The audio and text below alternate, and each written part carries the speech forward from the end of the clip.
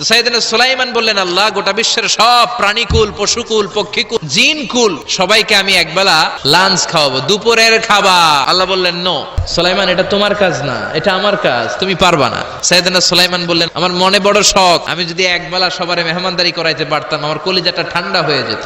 আল্লাহ বললেন, ওকে, ট্রাই করে দেখো পারো কিনা। সাইয়েদনা সুলাইমান আলাইহিস সালামের অনুসারী ছিল জিনেরা। জিনের বাদশারে বলল, জিনের বাদশা, দাও সাগরের পাড়ে 40 কিলোমিটার জায়গার মধ্যে খাবারের আয়োজন করো। জিনের বাদশা বিশাল বিশাল ডেগ পাতিল নিয়ে সমস্ত জিনদেরকে নিয়ে রান্না বান্নার কাজ শুরু করলো। 40 কিলোমিটার ব্যাপী জায়গা নিয়ে খাবার তৈরি করা হচ্ছে। সব যখন রান্না শেষ, চলে এলো সেই মহেন্দ্রক্ষণ। ইন দ্য মিন টাইম সাগরের ভেতর থেকে এক বিশাল আকৃতির তিমি মাছ হা করে ডেকে বলল, সুলাইমান, খাবার দাও।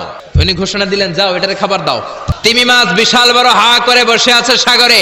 জিনের বাদশা খাবার দিতে লাগলো। 1 কিলোমিটার শেষ, 5 কিলোমিটার শেষ, 10 কিলোমিটার শেষ, 40 কিলোমিটার শেষ, এখনো তিমি মাছের মুখ হা করা আছে না নাই? সাইয়েদনা সুলাইমান সিজদায় পড়ে গেলেন, আল্লাহর ডেকে বললেন, মাবুদ রে, আমি বুঝতে পারি না আসলে রিজিক দেওয়ার মালিক আমরা না, গোটা বিশ্বের সবাইকে খাওয়ানোর ক্ষমতা আমার নাই, রিজিকের মালিক একজন, তিনি কে?